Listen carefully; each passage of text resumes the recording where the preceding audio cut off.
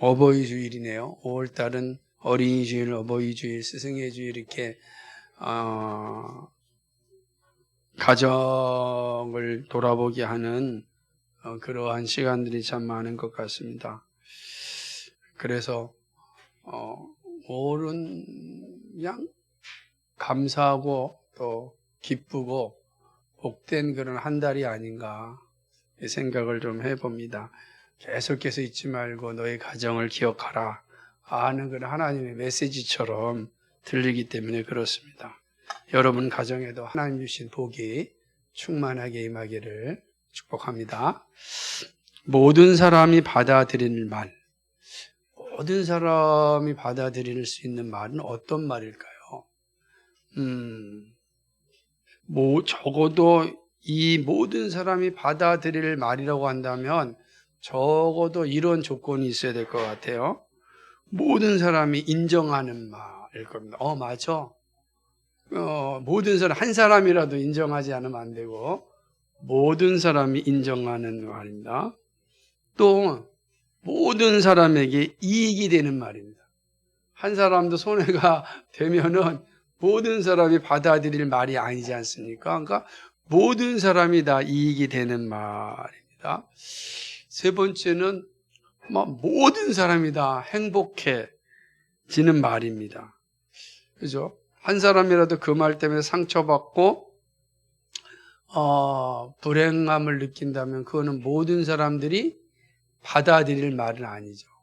그러니까 적어도 다른 조건은 모르겠으나 적어도 이 세 가지 조건은 충족해야 모든 사람들이 받아들일 수 있는 말은 아닌가 이 생각을 해봅니다. 과연 그렇게 본다면 이 땅의 모든 사람이 받아들일 수 있는 말은 존재할까요? 그죠? 그러니까 이런 전제 조건에 합당한 그런 말이 있을까요?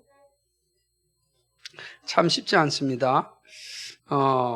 우리가 살면서 가장 말을 많이 하는 사람이 있다고 한다면 정치인입니다. 정치인. 목사들이 말을 많이 한 것 같은데 설교 외에는 그렇게 말을 많이 하지 않거든요. 그러니까 근데 일주일 내내 정말 수없이 많은 말을 하는 사람이 있다면 정치인이 아닐까 이렇게 생각을 해봅니다. 거기다가 이분들은 상상할 수 없는 말을 합니다. 어마어마한 선거 때만 되면 대한민국이 세계 최고의 나라 같고 세계 최고 부자인 나라 같은 생각이 들 정도로 내가 최고의 부자의 나라에 살고 있구나 할 정도로 정말로 행복해지는 말을 해줍니다. 정말 행복하잖아요. 어떤 사람 대통령 되지 않았지만은 자기가 대통령 되면 온 가정에 다 1억씩 준다 그러죠. 얼마나 기쁩니까? 1억씩 준다 그러니까 막 기쁘잖아요. 근데 문제는 모든 사람이 그 말을 받지 않습니다. 적어도 대한민국에 있는 사람들은 그 말을 다 사실로 받지 않습니다. 이게 그러니까 받을 만한 말은 또 아니죠. 그 이유는 우리의 마음을 기쁘게는 하지만 뭐예요? 이런 거죠. 인정하지 못하는 거예요. 사람들 생각할 때 모든 사람이 다 그 말을 인정하지 않아요. 그러니까 받을 만한 말은 아니죠. 더군다나 이게 모든 사람이 이익이 될까? 또 생각해 보면 그렇지 않습니다. 모두가 행복해지는 말도 아닙니다. 결국 일부의 사람들, 추종자들만 받아들입니다. 자, 제가 이렇게 말씀드리는 거는 오늘 바울은 아주 담대하게 이 말을 합니다. 모든 사람이 받을 만한 말이 있다. 이거는 예외 없이 모든 사람이 다 받을 수 있다.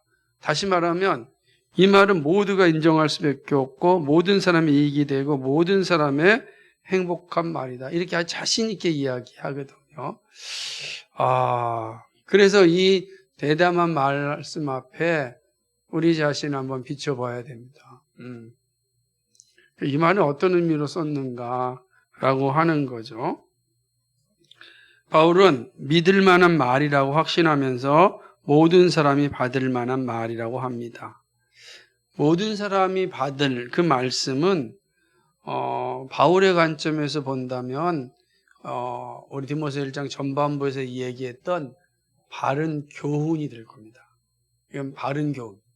바른 교훈은 모든 사람이 받을 만한 거죠. 그죠? 다른 교훈도 아니고 잘못된 교훈도 아니고 바른 교훈. 이 바로 모든 사람이 받을 만한 그러한 말씀이다. 이렇게 확신하는 것이죠. 본문은요, 오늘 이제 사실은 이 말씀 12절로부터 17절까지가 한 단락으로 되어 있는 말씀인데, 우리가 이제 나눠서 보고 있지 않습니까? 오늘은 이제 12절, 17절 두 번째 단락을 보면서 바울이 좀 더 확신을 가지고 이 디모데에게 이 말씀을 전하고 오늘 우리들에게 이 말씀을 주고 있는 것을 보게 됩니다. 바울이 확신하고 있는 것은 15절에서 말씀했던 것처럼 그리스도 예수께서 죄인을 구원하시려고 세상에 임하셨다는 말씀입니다. 한마디로 얘기하면 성육신을 가르치는 거죠. 예수 그리스도가 이 땅에 오심은 죄인을 구원하심입니다. 그죠? 죄인을 구원하는 길, 그것은 오직 예수 그리스도께 있습니다. 다른 길로서는 죄인이 구원받을 수 없습니다. 이 전제는 모든 사람이 다 죄인이다라는 사실이에요. 모든 사람이 다 죄인이고 결국 모든 사람은 그 죄로 말미암아 다 죽음 가운데 있다. 육신은 살아있는 것 같지만 실제는 영적으로는 다 죽은 자들이다. 다시 말하면 이들은 첫째 부활에 이르지 않고 다 첫째 사망에 이른 자들. 우리 요한계시록 관점에 본다면 첫째 사망에 다 이른 자들이다 라고 하는 것이죠. 이게 전제예요. 근데 이 첫째 사망에서 첫째 부활에 이룰 수 있는 사람, 그 길은 어디에 있는가? 그것은 예수 그리스도를 믿음에 있다라고 하는 거예요.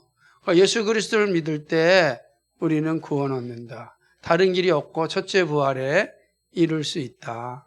이렇게 이제 말씀하고 있는 것입니다. 이 말씀이 사실임을 증명하고자 바울은 자신을 한 예로 듭니다. 나는 죄인 중에 괴수였습니다. 그래서 괴수라고 하는 건 우두머리다, 첫 번째라 이렇게 이야기하는 것입니다. 이 말은 바울이 죄 용서를 받지 않을 때 악행을 강조하는 말인데 이 말은 구원받기 전에 모든 사람들은 다 뭐라는 거예요? 죄인이에요, 죄인. 죄인 중이니까. 그죠? 모두가 죄인이다. 죄인의 결과 뭐예요? 죽음에 이른 자들. 첫째 사망에 다 이른 자들이다. 이렇게 말씀하는 겁니다. 아담 이외의 모든 사람들은 죄인이고 다 첫째 사망에 이른 자들이겠죠. 다 죽은 자들입니다. 바울은 자기를 죄인 중에 괴수라 이렇게 말할 수 있었던 것은 이런 표현이에요. 저는 아주 악질 중에 악질이었습니다. 이렇게 표현하는 거예요. 악질 중에 악질이었다. 나만큼 악질적인 사람은 없다. 이렇게 말하는 것입니다. 바울은 자신의 옛 모습을 사실 그대로 표현하였습니다. 악질 중에 악질이었습니다. 그런데 그런 바울이 지금은 전혀 다른 삶을 살고 있다는 겁니다. 능력을 받았고 직분을 받았고 이방인에게 복음을 전하는 사도의 삶을 살고 있다. 이런 말씀입니다. 이거 어떻게 설명할 수 있겠는가? 악질 중에 악질이었는데 그가 이방인에게 생명을 전하는 그런 사도가 되었습니다. 여기서 죄인 중에 괴수, 악질 중에 악질이라는 것은 다른 사람의 생명을 앗아가는데 전혀 부끄러워하지 않는 사람이다. 이런 뜻이 더 포함되는 거예요. 실제로 그러지 않았습니까? 그런데 그런 그가 생명을 주는 그런 삶을 살고 있다라고 하는 것이죠. 이것이 가능한 것은 성육신하신 예수님의 긍휼, 예수님의 용서하심 때문이다. 이것이 지금 바울이 말하고 있는 것입니다. 바울은 자신이 이렇게 큰 은혜를 받은 이유를 잘 알고 있었습니다. 그거는 자신이 특별해서 그런 것이 아닙니다. 뭐 유대인 중에 유대인이요, 바리새인 중에 바리새인이어서 똑똑하기 그지없는 사람이어서 이런 어떤 그 은혜를 준 게 아니다라는 거죠. 그렇습니다. 그러니까 은혜를 자기가 이렇게 똑똑했기 때문에 나 은혜 받았어 라면 자랑할 수 있을 텐데, 바울은 나는 죄인 중에 괴수라 이렇게 말하거든요. 그러니까 이런 것 가지고 내가 구원받은 건 하등 의미가 없다라고 하는 것입니다.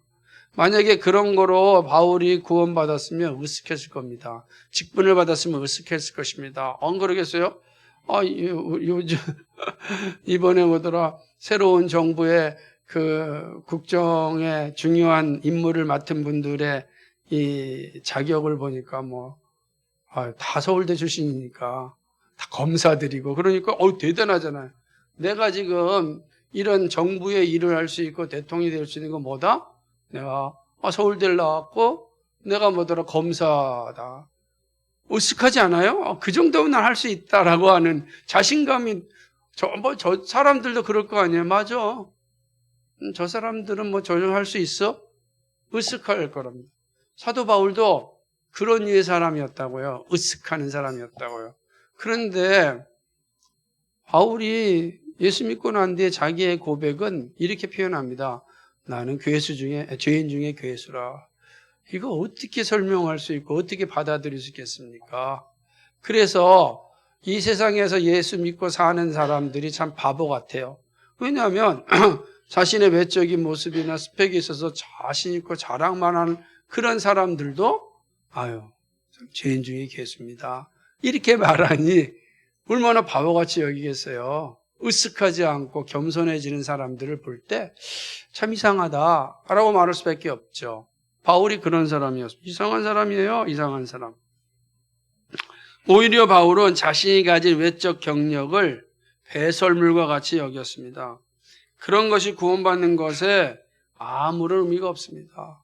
그러면 바울이 이렇게 생명을 전하는 삶을 살 수 있는 직분을 받았고 능력을 받아 그런 구원받은 백성이 된 이유는 어디에 있는가? 도대체 죄인 중에 괴수인 바울이 어떻게 용서를 받았을까? 바울은 자신이 긍휼을 입은 이유를 잘 알고 있었습니다. 그 이유는 이미 앞서 13절에서 먼저 말씀하였는데 13절에서 뭐라고 얘기하죠? 그거는 무지입니다. 하나님께서 자신의 무지 가운데 행한 것에 대하여 용서해 주셨다.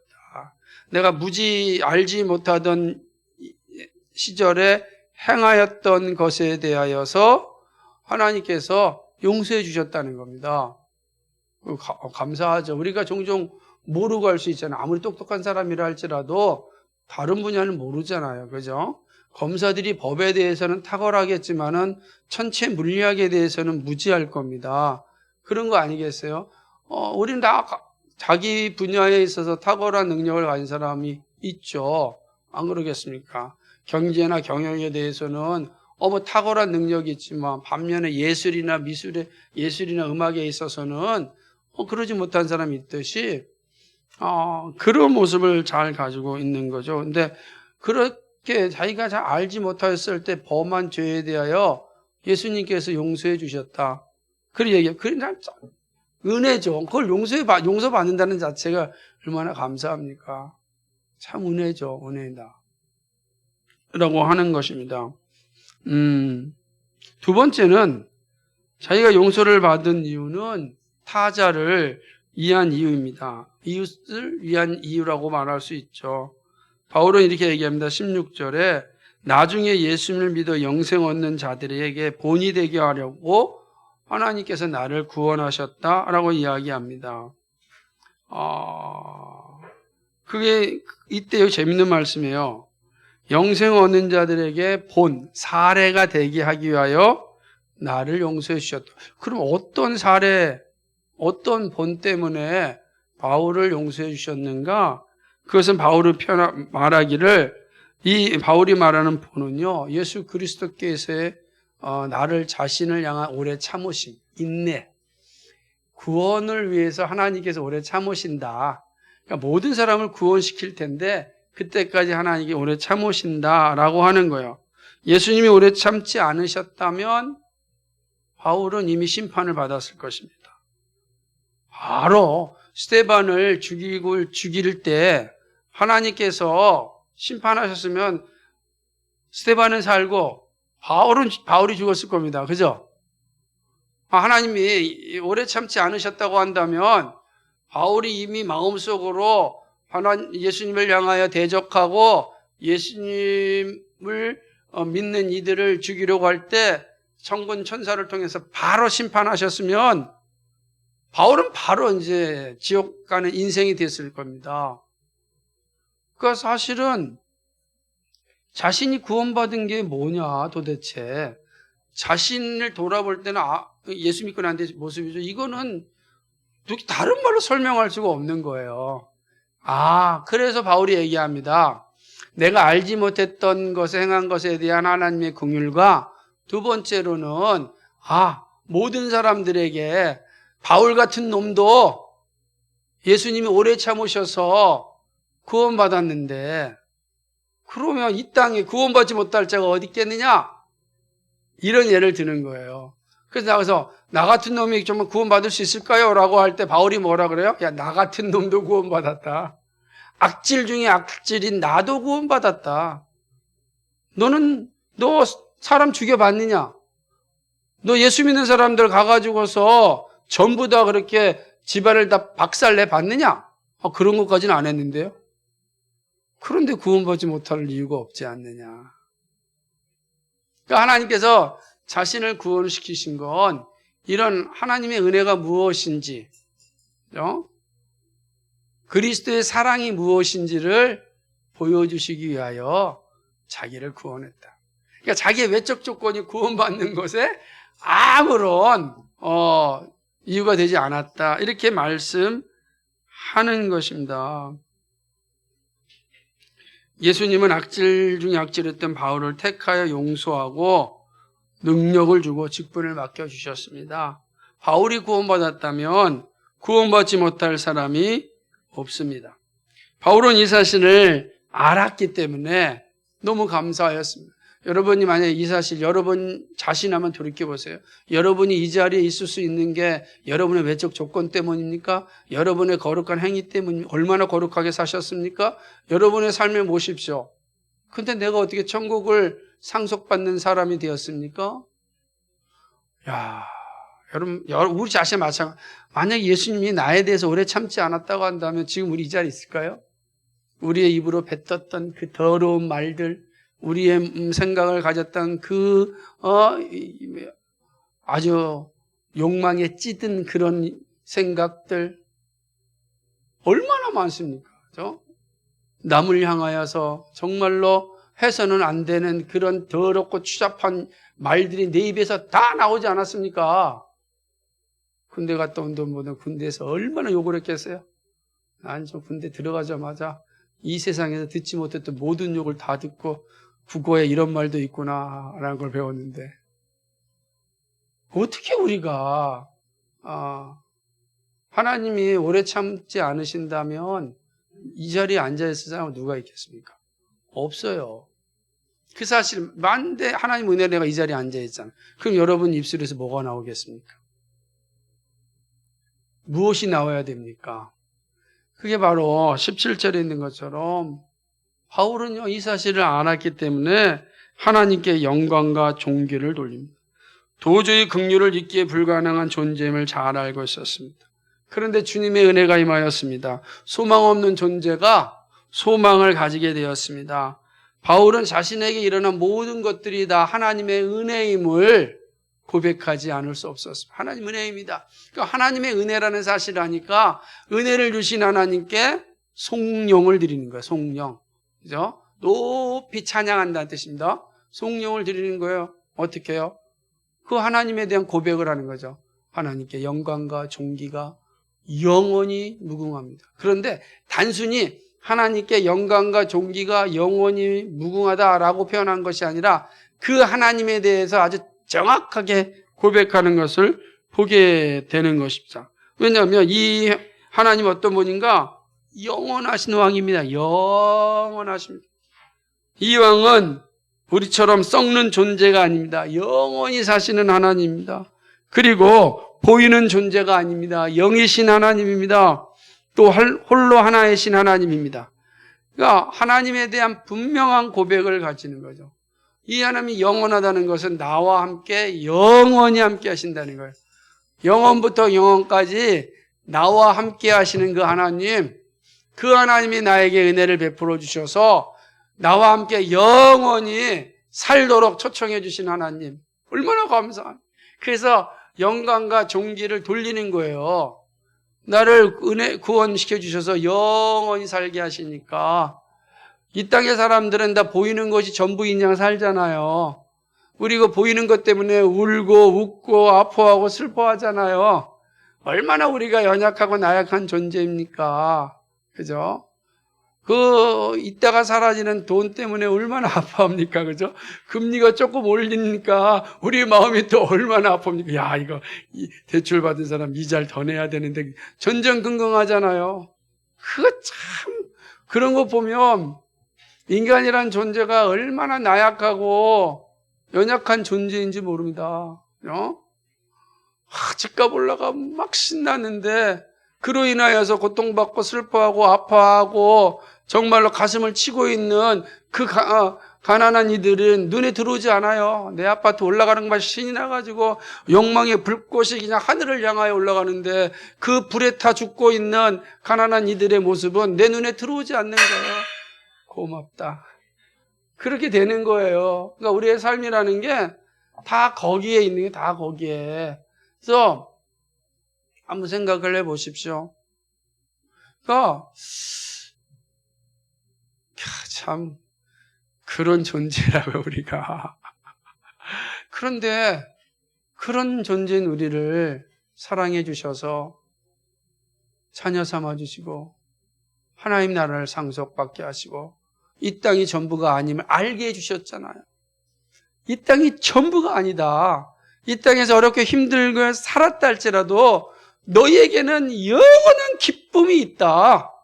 잊지 마라. 이 땅에서 슬프고 괴롭고 아프게 살 수 있을지 모르지만 너희에게는 영원한 즐거움이 있다.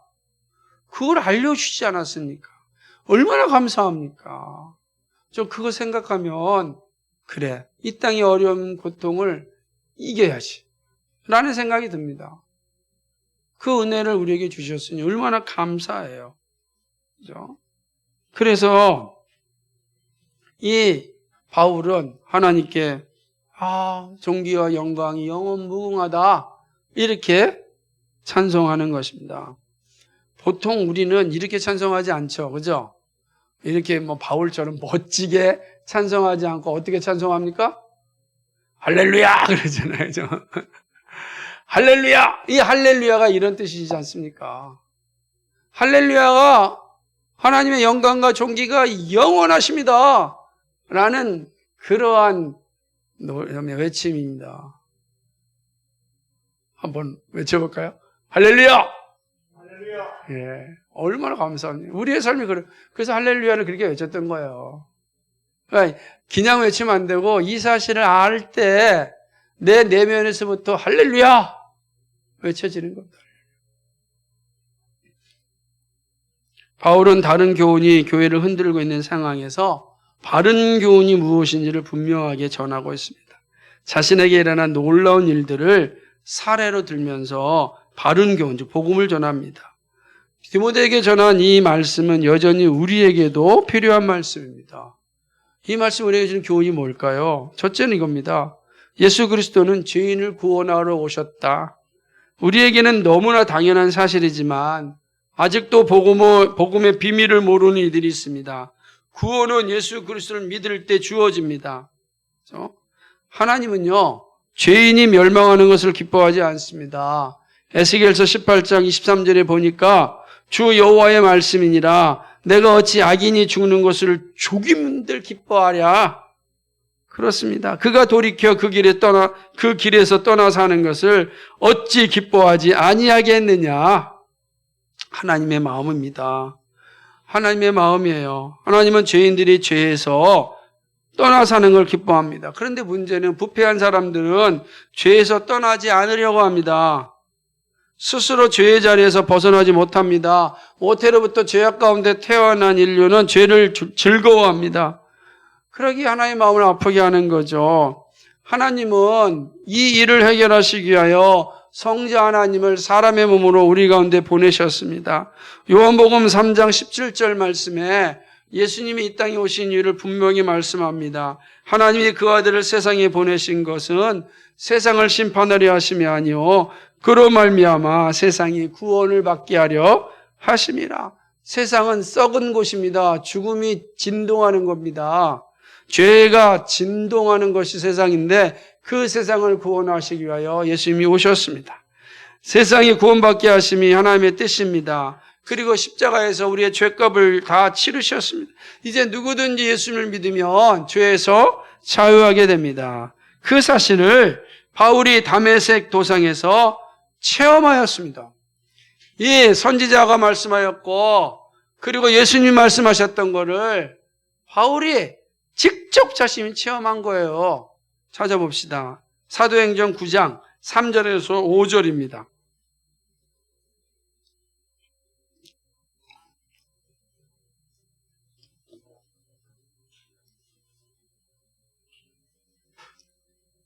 같이 읽을까요? 시작. 사울이 길을 가다가 다메섹에 가까이 이르더니 호련히 하늘로부터 빛이 그를 둘러 비추는지라. 땅에 엎드러져 들음에 소리가 있어 이르시되 사울아 사울아 내가 어찌하여 나를 박해하느냐 하시거늘 대답하되 주여 누구시니까 이르시되 나는 내가 박해하는 예수니라. 아멘. 악질 중에 악질했던 이 바울에게 나타나신 이유가 어디 있어요? 그게 하나님의 뜻이란 말이에요. 악인들이 돌이켜 예수를 믿게 하고 세상을 구원하러 오시는 예수님의 사역이 바로 여기 있습니다. 그러니까 사울에게서 극적으로 나타난 겁니다. 사울의 모습에서 이제 사울의 일이 같은 거예요. 바울, 사울 같은 이름입니다. 이 바울이 이 예수님을 만나고 자신이 구원받았음을 확신하였을 때 그가 전하면서 생명 없는 사역을 합니다. 그때 그가 무엇을 전하는지 아십니까? 그 확실한 모습이 빌립보서 16장 31절에 있는 거, 사도행전 16장 31절에 있는 말씀이에요. 바로 빌립보 감옥에 갇혀 있을 때 그곳에서 간수에게 복음을 전합니다. 바울이요 그 간수에게 어떻게 복음을 전하면 이렇게 얘기합니다. 이르되 주 예수를 믿으라. 그리하면 내 집이 구원을 얻으리라 하고 주의 말씀을 그 사람과 그 집에 있는 모든 사람에게 전하더라. 16장 31절 32절 말씀. 놀랍지 않습니까?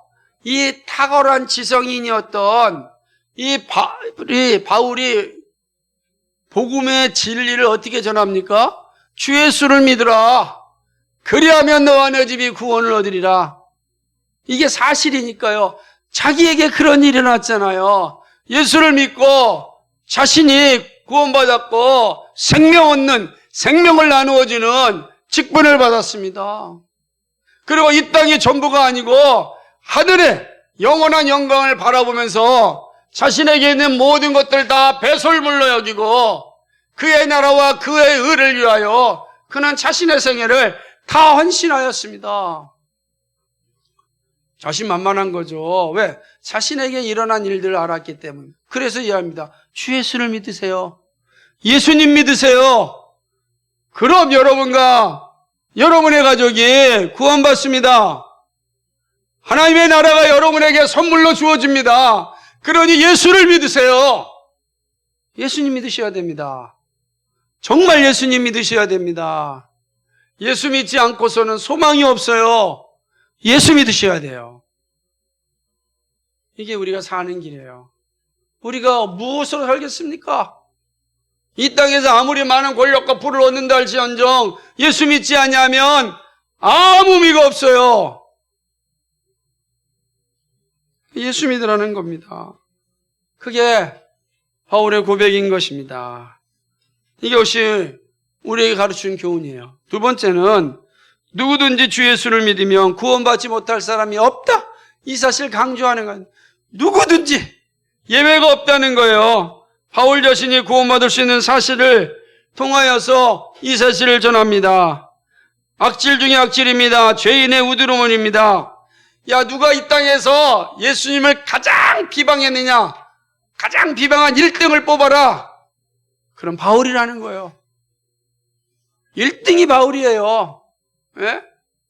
가장 예수님을 향하여 욕을 가장 많이 한 사람이 누구냐? 뽑으라면 바울이라는 거예요. 나라는 거예요. 그런 사람을 좋아할 수 있겠습니까? 예? 근데 예수님이 오래 참으셨습니다. 구원받지 못할 사람이 없다는 거예요. 그죠? 그런 바울을 예수님이 찾아와 주셨고 그를 자녀로 삼아 주셨습니다. 그의 죄를 용서해 주셨습니다. 바울은 이러한 사실을 한시도 잊지 않았습니다. 그래서 항상 나의 나된 것은 하나님의 은혜라고 하는 것이 그의 가슴 깊이 있었고 갈라디아 6장에서 이야기한 것처럼 내 몸엔 그리스도의 흔적이 있다. 그 흔적이 뭡니까? 나 같은 악질이 그리스도의 십자가 은혜로 구원받았다. 그게 흔적이에요. 악질 중에 악질인데 그런 악질인 내가 하나님의 자녀가 되었다. 이 흔적이에요. 어디를 가서 무엇을 하든 그는 교만할 수가 없는 거예요. 그 흔적 때문에 겸손한 겁니다. 악질 중에 악질이 구원받았다면 우리 가운데 구원받지 못할 죄인이 없습니다. 구원은 오직 하나님의 은혜로 주어집니다. 세상을 구원하러 예수님이 오셨습니다. 그러므로 우리가 할 일은 분명합니다. 예수님을 믿는 일이고 예수님을 전하는 일입니다. 누구든지 구원받지 못할 사람이 없습니다. 그러므로 내 주변에 아직 예수를 믿지 않고 여전히 버티고 있는 이들이 있다면 인내하셔야 됩니다. 끝까지 인내와 복음을 전하십시오. 아마 이 말씀을 듣고 오늘 오후의 말씀을 들으면 또 혼란이 있을 겁니다. 그러나 이 사실이 진실입니다.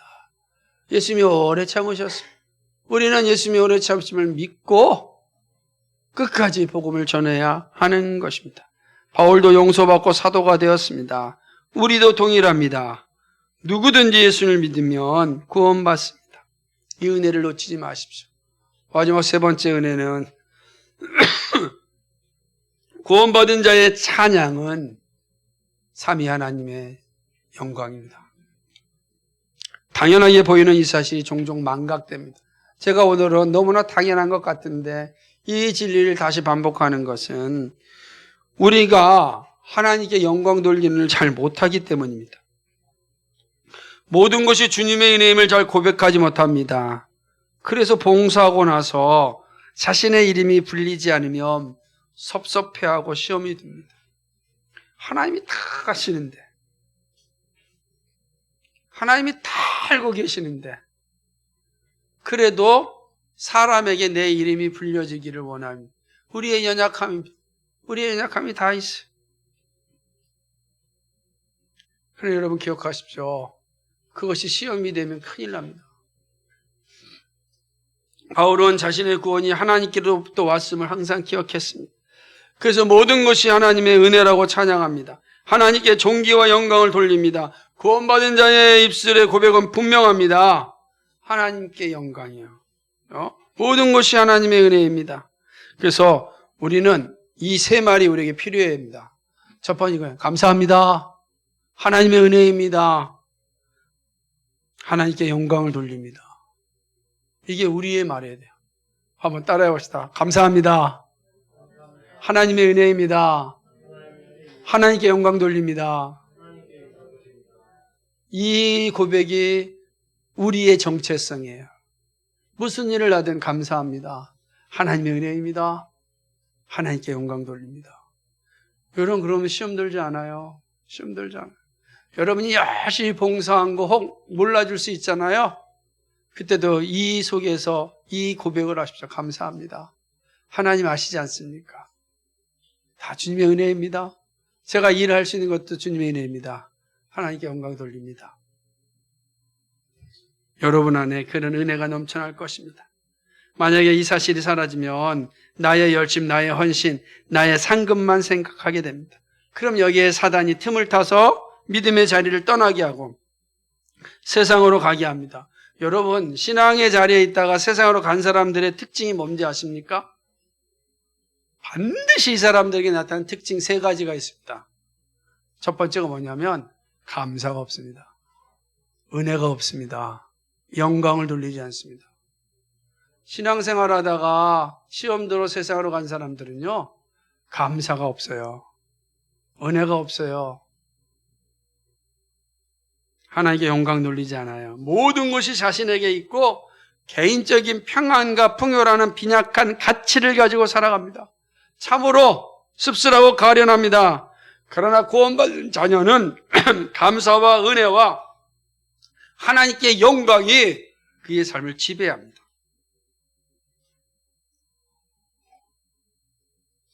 이러한 모습이 우리에게 있길 소망합니다. 네, 말씀을 맺습니다. 모든 사람이 받을 만한 말씀. 그죠? 바울은 이건 모든 사람이 받을 만한 말씀이다. 이 말씀을 받으면 모든 사람이 행복하고, 이 말씀을 받으면 모든 사람이 기쁘고, 이 말씀을 받으면 모든 사람이 이익이 되고, 이 말씀을 받으면 모든 사람이 정말 그 은혜의 자리에 서게 된다. 기쁨의 자리에 서게 된다. 이게 바울의 확신이었습니다.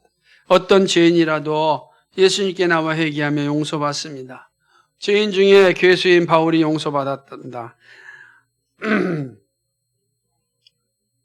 그 죄인이 용서받고 말씀의 사역자가 되었습니다. 얼마나 위대합니까? 저는 바울의 모습 보면서 저도 봅니다. 저도 참 못된 놈인데 정말 하나님께 은혜 주셔서 용서받고 말씀의 사역자가 되었습니다. 여러분 어떻습니까? 누구든지 자신의 죄를 회개하고 예수님을 믿으면 구원받고 영생을 얻고 하늘의 놀라운 복을 누립니다. 여러분 예수님을 진심으로 믿으시기 바랍니다. 예수님을 나의 주인으로 모시기 바랍니다. 정말 예수를 믿으십시오. 정말로 그냥 교회를 왔다 갔다 하고 자기 주관적으로 신앙생활하고 자기 소견에 오른 대로 살지 마시고 예수님 믿으십시오. 예수님. 주 예수를 믿으라. 그리하면 너와 내 집이 구원을 얻으리라.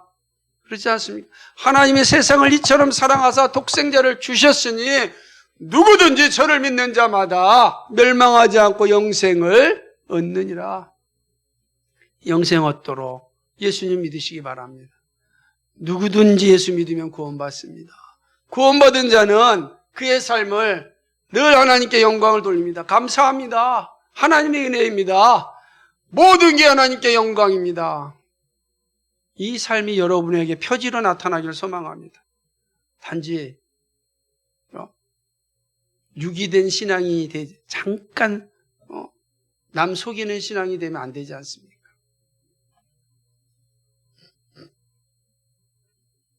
정말 예수 믿는 여러분 되기를 주님의 이름으로 축복합니다. 제가 오늘은 어버이날이니까 이 말씀을 준비하면서 우리가 감사할 것 가운데 하나를 고른다면 나에게 부모가 있다는 게 얼마나 큰 감사인가 생각을 했어요. 참 부모라는 존재가 다양한 모습으로 우리에게 나타납니다. 다양하죠. 하지만 분명한 것은 그 부모가 있었기 때문에 내가 있다는 사실 하나는 부정할 수 없지 않습니까? 그 하나만으로도 감사하십시오. 그 하나만으로도 감사합니다. 나를 있게 하신 그 하나님의 은혜를 잊지 않겠습니다. 나를 이 땅에 있게 하신 부모를 존재케 해주셔서 감사합니다. 그렇게 하나님께 영광 돌릴 수 있는 여러분이 됐으면 좋겠다. 그러니까 우리의 입술에도 이 사실이 끊어지지 않았으면 좋겠다. 그래야 우리가 이 땅을 살아도 행복하게 살 수 있다. 그래서 오늘 말씀을 마무리하면서 어버이 주일을 생각하면서 내 입술에 감사와 은혜와 영광이 무엇일까? 너무나 당연한 게 많지만 또한 우리 부모님을 향한 우리의 마음들이 흔들리지 않았으면 좋겠다. 이렇게 생각합니다. 여러분 가정에 하나님의 복이 넘치기를 주님의 이름으로 축복합니다. 거룩하시고 자비하신 아버지 하나님 고맙고 감사합니다. 오늘 우리에게 복된 주일을 허락하여 주셔서 하나님을 영화롭게 하는 일에 힘쓸 수 있도록 인도해 주시니 감사합니다. 예수님 믿게 해주셔서 고맙습니다. 예수님 믿고 살게 해주셔서 감사합니다. 예수 믿고 복음 전하게 해주셔서 감사합니다. 예수님 믿고 새하늘과 새 땅을 바라보게 해주셔서 정말 고맙습니다. 예수 믿고 이 세상과 싸울 수 있는 힘을 주셔서 감사합니다. 예수 믿는 가정 주시고 예수 믿는 부모님 만나게 해주셔서 고맙습니다. 정말로 이 예수 믿는 이 은혜를 나누어 줄 수 있는 우리의 생애가 삶의 시간이 되게 하여 주옵소서. 감사드리며 예수 그리스도의 이름 받들어 기도하옵나이다. 아멘.